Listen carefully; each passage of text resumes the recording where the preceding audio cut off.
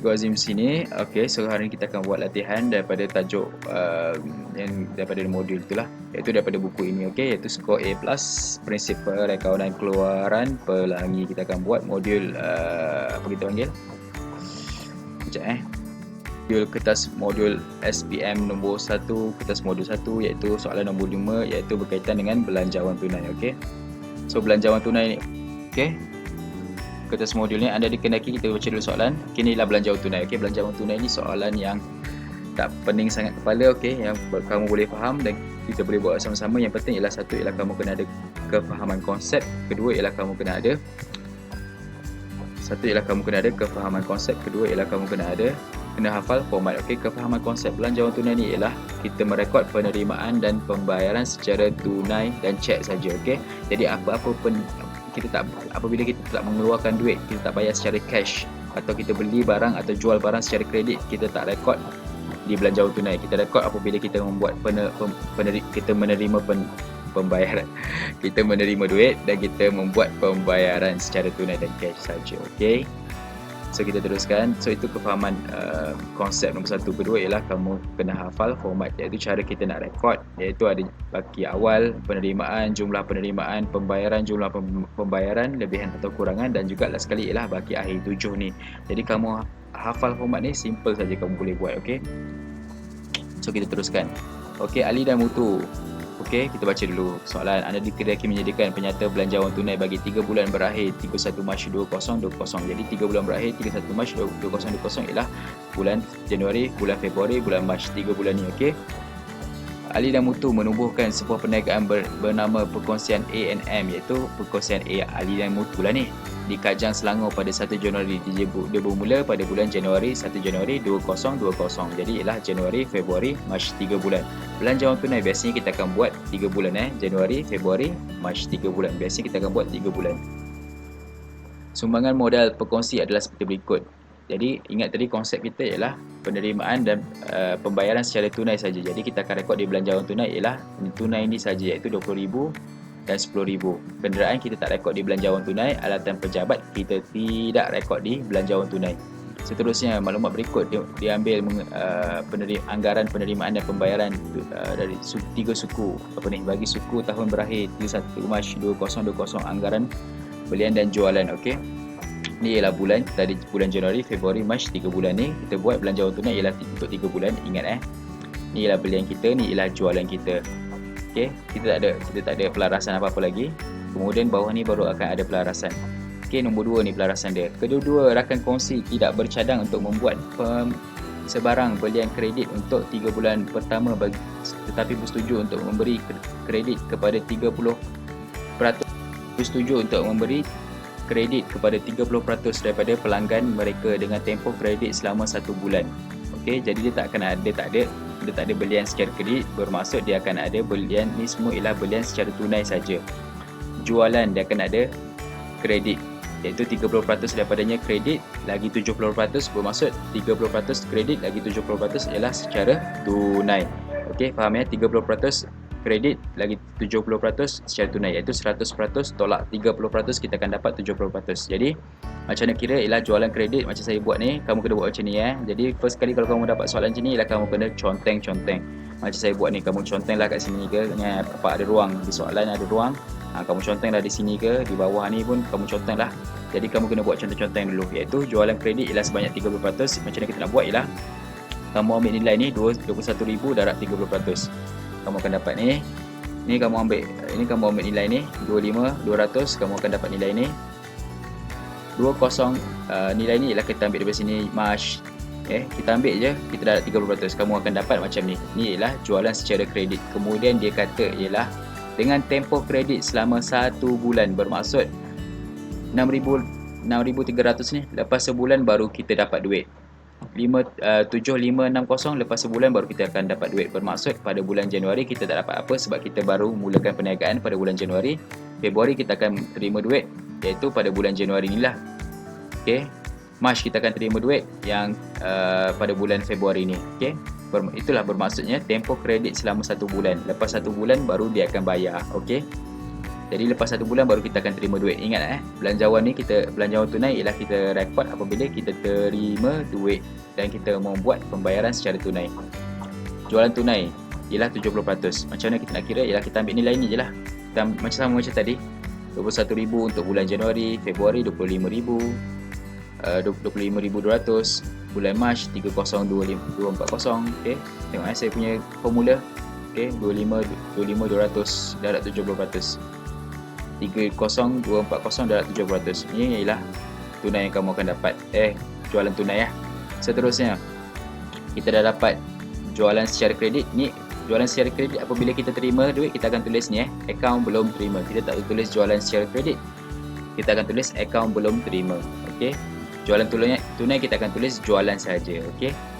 Seterusnya, bulan 3 pada bulan Januari seorang pekerja dah ambil dan dibayar 1,200. Pada bulan Mac seorang perniagaan akan menambah seorang lagi pekerja gaji yang sama. Bermaksud gaji pada bulan Januari 1,200 sebab seorang. Februari seorang juga 1,200. Pada bulan Mac 2 orang, iaitu 1,200 tambah 1,200 kita akan dapat 2,400. Ni ialah bayaran untuk gaji.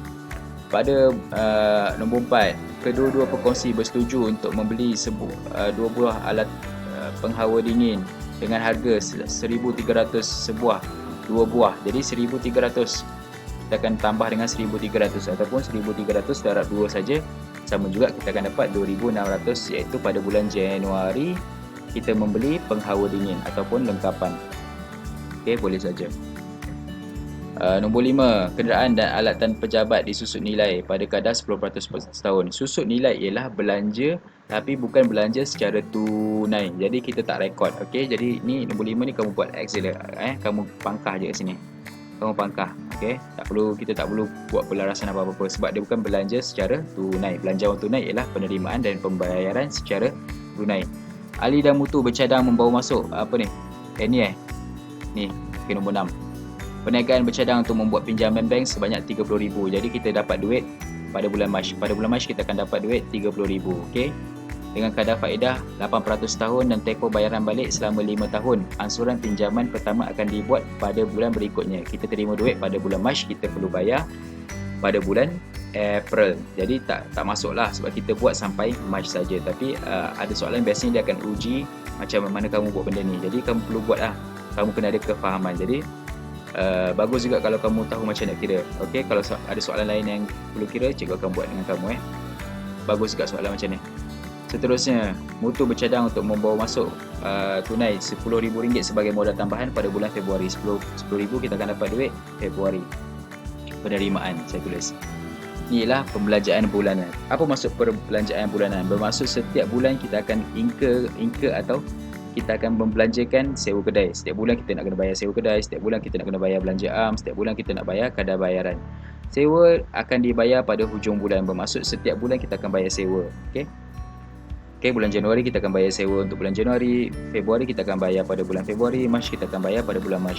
Manakala berkadar bayaran bulan semasa akan dibayar pada awal bulan berikutnya. Bermaksudnya kadar bayaran bulan Januari kita akan bayar pada bulan Februari. Kadar bayaran bulan Februari kita akan bayar pada bulan berikutnya, iaitu kita bayar pada bulan Mac. Okey, faham ya itu? Anda dikenaki menyediakan penyata belanjawan tunai. Okey, sekarang kita dah buat pelarasan macam ni. Kita nak buat itulah penyata belanjawan tunai. Kita buat sama-sama Kita akan mulakan dengan perkongsian A&M, iaitu perkongsian ahli and mutu. Kemudian ni nama perniagaan kita tulis, kemudian kita salin saja, iaitu penyata belanjawan tunai bagi 3 bulan berakhir 31 Mac 2020. Okey, simple saja. Kemudian 3 bulan kita akan buat, iaitu kita akan bermula Januari, Februari, Mac. Lepas tu kita akan tulis RM. Okey, macam tu saja. Seterusnya kita akan bermula dengan baki awal. Baki awal ialah baki BB. Baki awal kita tak ni ialah perniagaan baru kita tubuhkan pada 1 Januari. Jadi kita tak ada baki awal, iaitu baki pada tahun lepas tak ada, sebab ni ialah perniagaan baru. Jadi kosong ataupun dash. Seterusnya kita akan mulakan dengan penerimaan. Macam cikgu cakap tadi, penting untuk kamu, satu ialah faham konsep, kedua ialah faham format. Format ialah baki awal, penerimaan, jumlah penerimaan, pembayaran, jumlah pembayaran, lebihan atau kurangan, baki akhir. Okey, seterusnya ialah penerimaan. Okey, penerimaan.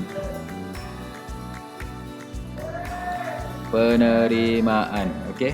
Seterusnya penerimaan secara tunai saja. Ingat secara tunai saja, iaitu kita akan terima ialah first ialah modal.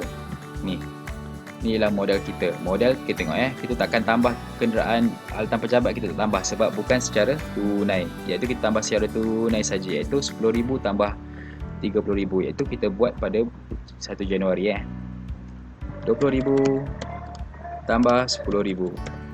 Kita akan dapat 30,000 modal pada bulan Januari. Seterusnya kita akan buat jualan. Jualan ni ialah untuk jualan secara tunai saja. Jualan secara kredit kita tulis akaun belum terima. Jualan secara tunai kita dah kira kat sini. Jadi kita salin saja. Jualan ni kita ambil jualan secara tunai. Okey. Sebab jualan secara kredit ni kita akan tulis ABT. Nampak? Ni ABT kita. Jualan secara tunai kita 14,700. 14,700 17640 kita alih je. Okey, macam tu.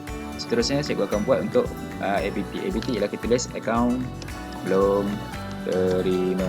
Iaitu duit kita jual secara kredit pada bulan hadapannya baru kita terima. Jadi kita salin saja. Januari kita tak ada jual, kita tak terima duit sebab bulan baru. Seterusnya kita akan buat untuk Februari. Kita akan buat untuk Mac. Untuk Mac lah. Itulah. Yang kita akan dapat macam ni. Kita tengok lagi apa penerimaan kita ada. Ada seterusnya, kamu tengok nombor apa ni, nombor 5 ni.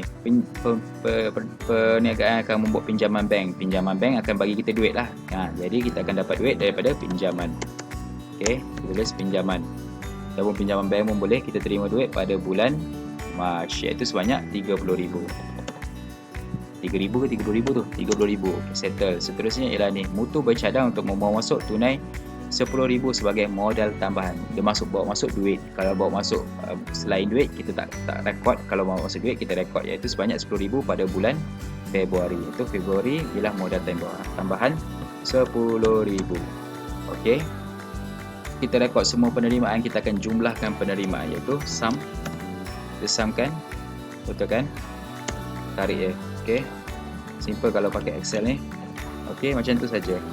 Itu ialah jumlah penerimaan. Seterusnya kita akan buat pembayaran ialah belian. Kita bayar duit kadar tidak bercadang untuk membuat belian secara kredit. Bermaksud semua ni ialah belian secara tunai. Kita bayar cash, maksudnya kita bayar terus. Jadi pada bulan ni ialah 15,000 dan kita tulis salin lah. Kita teruskan.